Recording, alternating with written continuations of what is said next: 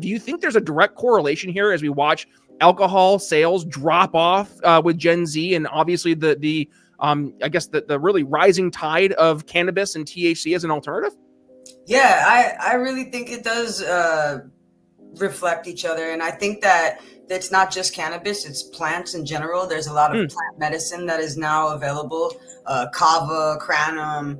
There's a lot of things that it's more than cannabis at this point. And as the needle moves, there's a lot more stuff available. But cannabis really being at the forefront, I feel like utilized as an example to regulate. And a lot of the other plants that are coming behind it are figuring out the ways to be creative and maneuver very quickly because of cannabis. Instead of focusing on winning arguments, we're teaching the basic fundamentals of sales and marketing and how we can use them to win in the world of politics, teaching you how to meet people where they're at on the issues they care about. Welcome to The Brian Nichols Show.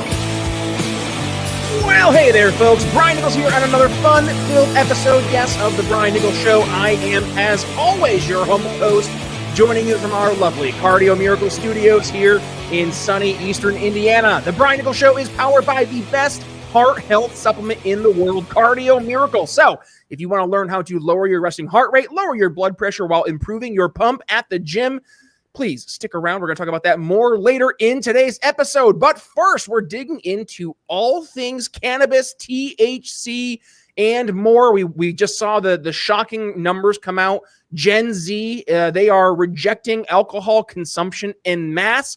What does it say in terms of where our country is heading? And also, if you're a distributor out there of THC, are more folks going to be flocking your way? Let's discuss that. Joining us here on the show from the THC Girls is Krysta Jones. Krysta, welcome to the show. How you doing? Brian, thank you so much for having me, and I'm excited to share with everybody. Very excited to have you on. An elephant in the room, right? This is a personal episode for me because back in 2015, I found myself kind of at a crossroads. I was definitely using alcohol a lot more than I had anticipated. And a lot of it was due to both trying to deal with mental health things, but also just physical ailments. And it wasn't until a good friend of mine, her name was Sarah, and she had been smoking a weed pen back before they just had come out, right? It was kind of a brand new thing. And I was like, what's that? And she's like, oh, it's a, THC, but it's in a vape form. And I was like, oh, okay. I'll give that a shot. And pretty much from that moment forward, I changed my brain a little bit. I stopped enjoying alcohol as much because I realized I was using it as a means to numb myself. And then I started looking at, what am I using THC for? Then I started to go more into the medicinal side of things. Got a sponsor in my show who was a CBD sponsor. And I was like, same church, different pew. But then, as time went on, I said, if I do ever want to partake in something of a substance when I'm going out and hanging out with friends, or just want to, sit down and chill for a little bit, THC was always the drug of choice. So I set the stage here today, from a health and wellness standpoint, that's where I'm at. But before we really dig into all, my personal, uses and stories and all that fun stuff and the stuff I'm sure that you're going to bring to the table, let's do the audience a favor first. Introduce yourself here to the audience. And also, obviously, who are the THC Girls? I think that's the question everybody wants to know. Yeah, definitely. I've been in this space so long that if you don't know, we're worried who that is. So, but I'm Krysta Jones. I've been in the commercial cannabis space for well over the last decade, and I started the THC Girls about 11 years ago. So we're a very well-known brand within the cannabis space, really focusing on organic and authentic growth for marketing and PR, and really connecting with the community and brand building. So I started in the commercial sector, really in the back end, the grow, trimming, getting thrown around, all these different projects, all these different houses as Colorado became legal. So as I was in the garden, I heard firsthand what the operators were saying that it was hard for them was to make sales, which was crazy for me because I'm coming out of high school and everybody I knew smoked cannabis, right? Or smoked weed. And, everything was starting to process and the cannabis sector was starting to develop, right? And really, as I took two and two together and put two and two together, I saw that there was a void for marketing. no one would talk about it. Everyone was scared to talk about it. And I was young and I guess risking whatever at the time. But fast forward to today, it was definitely worth the risk. Just going out and wearing the gear that I was growing, smoking the product I was growing, out and about at the nightlife and in the mix. And really, I didn't really notice, but I was building a community. I had a community, and early on in high school, I had a community. There's different ways of formulating a community, and I really noticed as I get older, those are really, really important. And so putting two together, created the THC Girls, started really plugging in the brands that I was cultivating for and working for into the communities that I was involved with, and leverage my network. So THC Girls were born in 2014, Colorado. As medical went to recreational, I took upon myself that transition to really fill that void. Well, and you hit the nail on the head right where I was going to go. So I appreciate that. Medical into the recreational. So let's kind of set the stage here. How we got to a situation where we are now watching as THC cannabis, it starts to creep more into the purview of your average person, while at the same point in time, Krysta, I'm going to share this image here. This is from x.com, and let's see here. Let me make sure.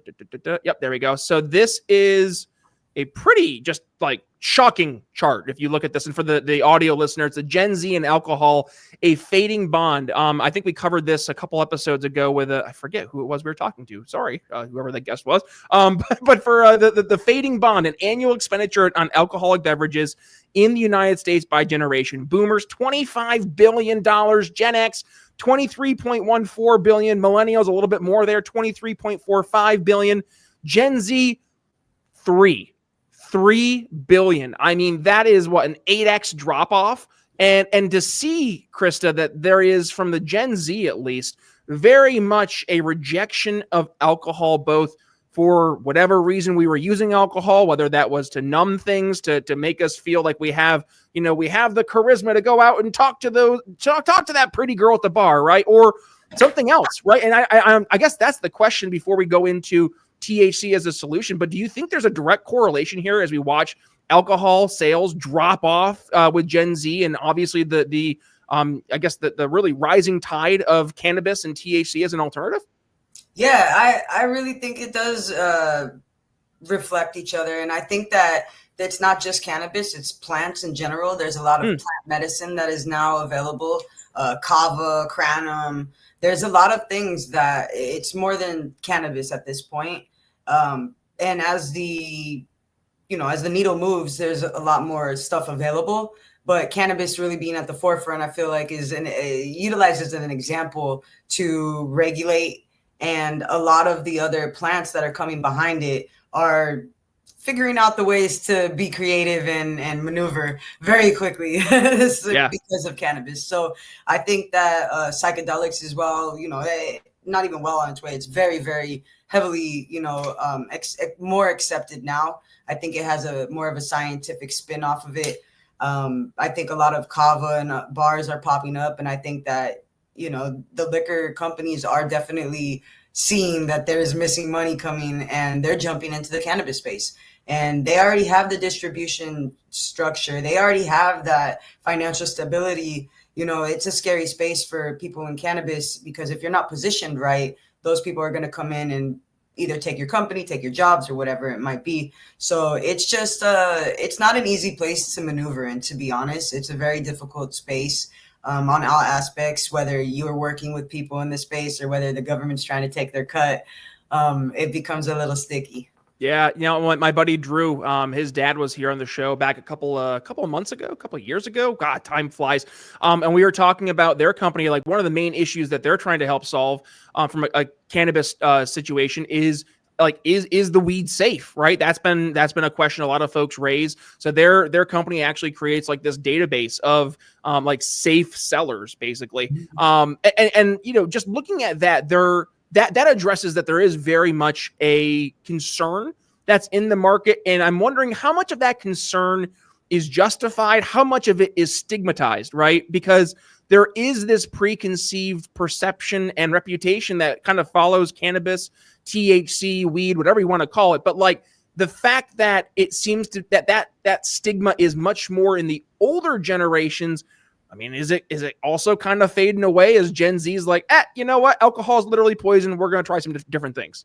Yeah, I think the stigma is definitely fading away. It's getting more acceptable, especially with the drink and the different ways of consuming. Smoking just has a stigma. You know, people think of smoking, they think, trashy, ugly, stinks, right? So there's always going to be that stigma. It's never going to go away, I feel. But the gummies and the beverages are making it more accessible and more natural to go and grab a 5 milligram CBD drink or THC drink because you want to relax. So when's the last time you really thought about your heart health? No, not after just a bad checkup or after seeing a loved one go through something scary, but really thought about it. And the reality is most people don't until it's too late. We chalk it up to fatigue, brain fog, or, just high blood pressure, or hey, maybe we're just getting older, or it's that dreaded stress. But the root cause might be something deeper. Your body's production of nitric oxide dropping off. That one molecule plays a critical role in keeping your arteries open, your blood pressure normal, and your cells oxygenated. And without enough of it, you're not performing at the best mentally or physically. And that's why I've been taking Cardio Miracle for 2 years now. It's a nitric oxide powerhouse packed with over 50 ingredients like organic beetroot, L-arginine, CoQ10, vitamin D3 that are all clinically proven to help support circulation, reduce inflammation, and supercharge your energy levels. It's not just heart support, it's whole body support. So if you're tired of feeling off, give your heart and your health the boost it needs. Just click the link in the show notes or scan that little QR code over my shoulder or head to cardiomiracle.com/TBNS to start your journey today. Discount already applied. Just look for the note, "You're shopping with Brian Nichols" at checkout. One more time, that's cardiomiracle.com/TBNS. And now, let's get back to the show. And we all are also learning what happens when you drink too much and all the bad effects that come with it and all the, repercussions of our actions and all those things that might happen, right? So myself too included, I definitely have leaned off of drinking so much to other resources and smoking and consuming and stuff like that, to where it's like, why would I sit here and continue to put myself at risk when we have other access and other opportunities? I think that there's a big problem that they're not getting regulated, like what your friend is doing, whether it's kava or whether it's cannabis and edibles or smoking or whatever it might be. I think that there's still a lot of education that needs to go into it, because people are, some people are just want to get crazy and they're like, and fall out. And now there's a stigma, or it taints our space, where if you're consuming in a certain way, if you're doing things right, I mean, even the kava stuff, I've tried it recently and that'll throw you for a whirlwind, you know what I mean? And it's like, people are saying it's better than alcohol. And I'm like, well, how, right? It's still, I talk to my people, my sports therapy people I work with, and they're saying it just doesn't have a certain functionality that hurts you even more, right? So how much better is it? I think that there's a lot of education still that needs to come out of everything, and then people can decide what they choose to do with themselves. Well, and what you're hitting on from a libertarian perspective, because a lot of my audience is more in that more principled camp. You're talking very much to just like the education side of things, right?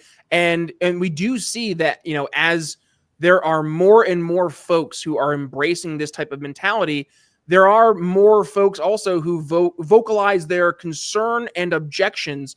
But like, how, I guess my question would be, like, how do we address these issues for people who maybe they're just like not aware, right? You mentioned the stigmatization. I personally believe that stigma in certain areas is a good thing because it helps us guide social behavior. But, when you look at the way that we're talking about stigma here, I mean, this is very much an area, it goes to prohibition, and the idea that, well, we used to just say, this is bad, nobody touch, nobody talk about it. And if you do, you're a bad person. It leads to a lot of this just not knowing. We had, what was it, the DARE classes, right? When Officer Dave comes into your class and tells you all these different drugs are terrible, and then this is where you find each drug and what it looks like. Like that, though, then just kind of leave it where it is. And people are like, okay, Now what? Right. And there's no education, there's no follow-up.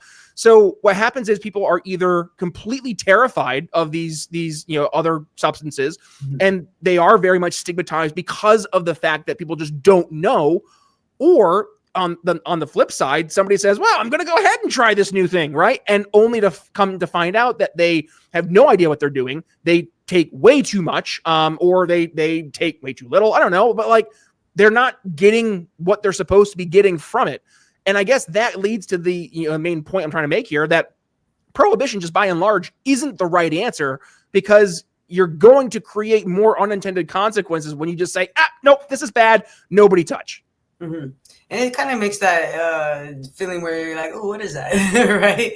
Where it's more accessible. You see a lot less risk happening, and a lot of, I think it really lands into the people that are serving it, the bud tenders and whoever's, that final person giving that piece of medicine or whatever it might be to that consumer. I feel like that's our obligation in the business to make sure that they're well educated and they're driving the traffic the right way.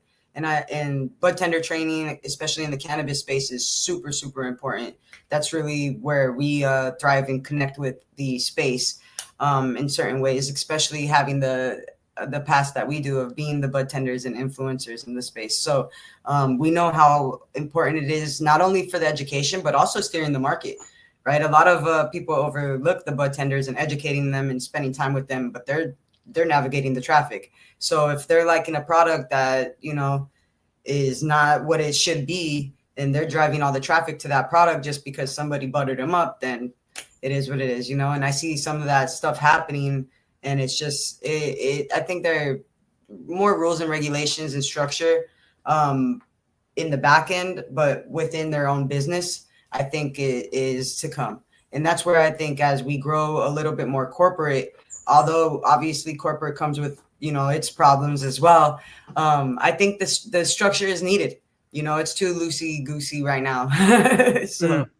Yeah, well, let's talk about more about that, because I think there is a misconception for a lot of folks who are just against cannabis in general, or against THC in general, where they just kind of go to this knee-jerk reaction of being against, right? Because they just don't know. So they say, okay, well, we're going to regulate the heck out of this, right? And make it even more difficult, to the point where it's not so much we're using regulations in, the most, I guess, the most generous way to argue for a regulation is like, hey, we're trying to create some structure, be that from a government or some third party that's outside of the world of government, to help keep people kind of in task, to your point, what my buddy Drew, his dad, is doing. Like that I think for a lot of folks makes sense. But what would be some like good regulations, be it government or otherwise, that you see that need to come into the market to help make things a little bit better? I see that, right now, for example, within the hemp space, the difference in the regulations from medical cannabis to hemp, it makes it very tough. It makes it, it's tough to compete, and it's very it enables the space to be creative still. And so I see the rules and regulations needing to come to a solution of balance, if anything. Really, the taxing is also crazy. And what tends to happen is, whether it's people being scared to get their card to go to the store, or whether people are saying it's too expensive, I'd rather go get it from my buddy. Well, that's the stuff that's not tested. That's the stuff that, it could be whatever it might be, whether it's real cannabis, hemp or not. So you don't really know what you're getting. You don't really know what you're putting into your body. And that's really where it becomes a problem. So having those high prices and taxes on doing those efforts, testing, tax, and all of the above, it makes it so people have to go and do other things, right? So it makes it very tough for the space. I think interstate commerce and federal regulations, they, eventually everything will be like the liquor industry, I feel like, where, you get some wine from Willamette Valley, or you get it from Napa, or you taste it from here. And I think everyone will have different benefits and pros and cons. And we start to see that, especially as I moved in the space, going to Oregon, it's a lot more accessible to grow. It's been growing for generations, similar to California, the Pacific Northwest. It can just pump, where there's a lot more people and the cities are flooded in the States, more so in the East Coast, where there's not so much land and it's a lot more expensive to produce. So I think that what will help with the regulation side is coming to a solution eventually. I think that right now, how it is staggered and different from state to state, there's ways for people to get creative and jump into the market still. But that's going to come to an end, and things will balance out, I think. And for somebody like myself that's been in the space for so long, it sounds crazy to say all these things, but you know, I was into the space when it was a good time to be in the space, where there was money and people cared. I actually had a community, right? The community's kind of been torn apart. It's very, very commercialized now. And the price of cannabis, you can go and get super cheap. So where does that leave all the people that are operating in the space, right? It doesn't. So what happens is the product is starting to go to shit, or people are pulling out. And so there's going to be a long time, I think, you know, for things to balance itself out. But I really think that it will be better. I think that the price, that we have to come to an agreement on what price of an ounce or a pound, or what are these things going to be, so that way, you know, we could come to an agreement where you go to Colorado, for example, right now, you could buy an ounce for like 30, 40 bucks. It's absolutely crazy. I'm not saying it's good, but you can do it, right? You know, where in the legal market here in Florida, you know, you're getting a half ounce at maybe 200 bucks. You know? Wow. Yeah. You know, you're getting an ounce at 400 bucks. It's very different, but that doesn't last for long, right? And Florida's a vertical market where you have to grow it, you have to distribute it, you have to sell it, and all the things. Where Colorado is a horizontal market, there's little pieces of every puzzle. So they're really trying to figure out what is best for the solution to move forward. If you're a small business owner and your phone contract is coming up for renewal, ask your provider if you can just go month to month. Watch what happens. They'll stammer, they'll delay, or straight up dodge the question. Why? Because they don't want to earn your business. They want to lock it up. And that's why I'm such a fan of Level 365. They don't play the contract game. Everything's month to month. No tricks, no traps. If they're not delivering, you can walk. But here's the kicker. You won't want to. Phones that actually serve you, not hold you hostage. That's Level 365.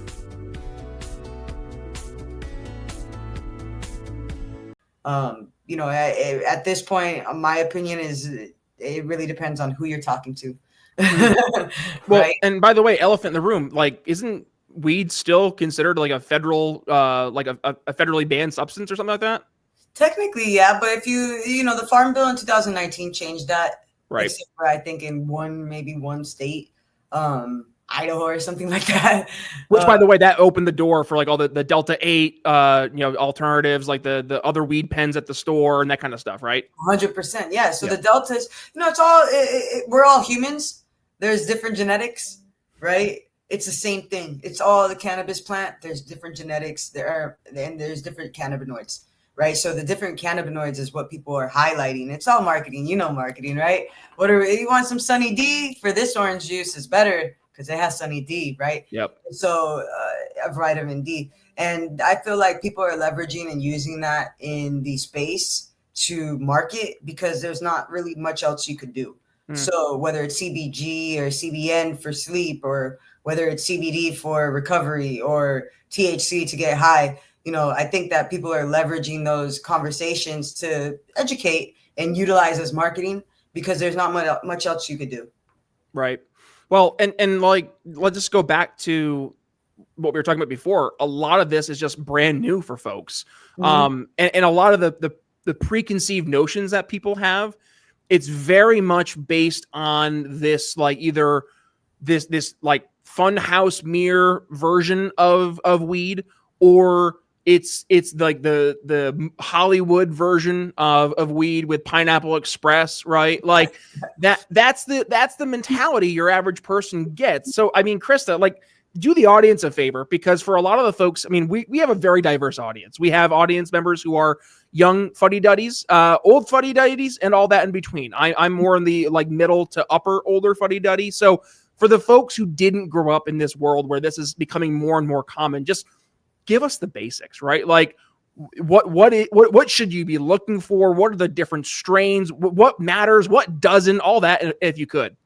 Yeah, definitely. I mean, so for somebody new that is interested in consuming and checking out some product, really the best thing to do is start out small, and which way they can consume. It doesn't matter whether it's a hit, whether it's a nibble of an edible or a sip of a cocktail. Really, because what people do and what really scares people off is they over consume, right? They're like, oh, edible, and it's this big, but that doesn't mean anything. Right. So I've definitely, you really got to be careful. Put your toe in first, I would say, and ease into the process.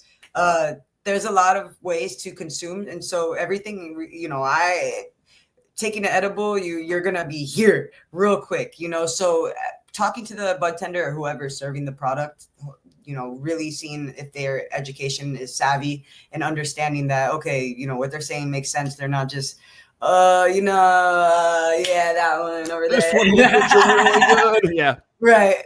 But starting small, it doesn't matter really what you get. Just start small and be patient, because things can, people get excited. They want a little more and they want a little more, and then boom, and you can't really go back. Well, I was gonna say, and Krysta, by the way, like body type matters. Like elephant in the room for the audio listener again, you're maybe like what, $125, $130, right? Somewhere in there. Right on the dot. Okay, there you go, right? And I'm like 270, right? And I'm 6'5". So like what hits you is gonna hit me very different. Just like alcohol, right? If I have 2 drinks, I mean, I'm feeling pretty good.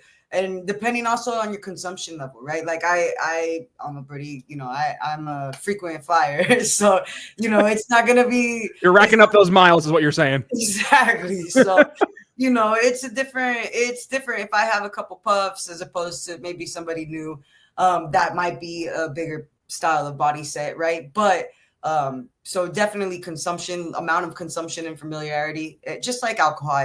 I feel like if you have a couple beers and you always have a couple beers, it's not going to do anything. But if you never have had a beer or two, they're going to be, noticing things. So yeah, oh yeah. Well, and let's talk about the different strains, right? Because I get people like, well, what do I start with? Like, there's this sativa, there's this indica. They're talking about hybrids. Tell us tell us the details. What does all that stuff mean? There's a lot of talk on like whether that stuff even matters. At the end of the day, sativa. Really? Yeah. What really actually matters is the entourage effect from the terpene profile and the overall cannabinoid.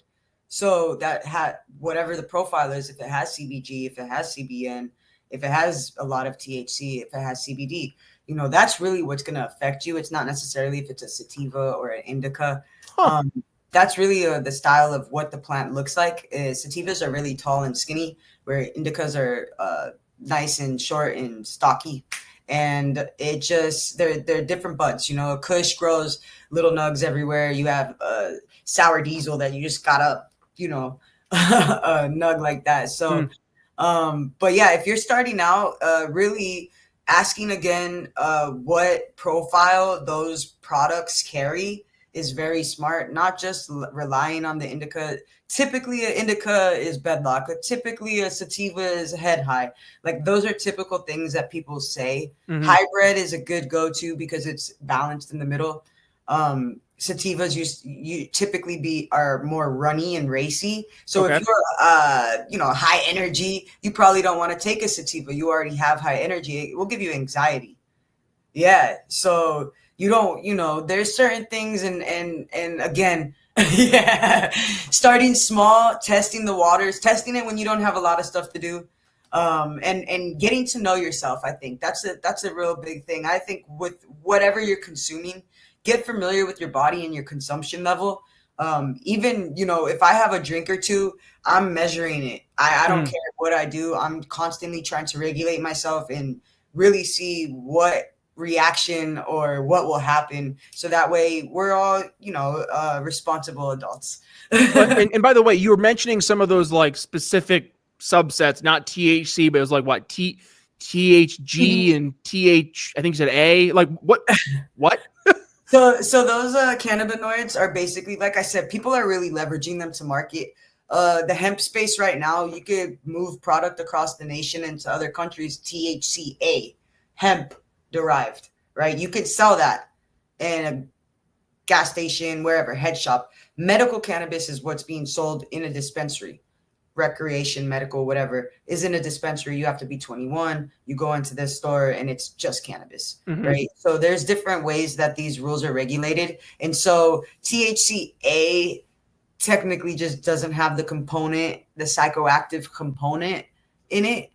So therefore you can sell it and distribute it everywhere. So that's the move right now in the industry. There's different waves that are popular in the space. You'll see concentrates get popular, and the peanut butter, and the glass, and right now THCA is the access point for a lot of brands because it's not as regulated as the medical and recreational space.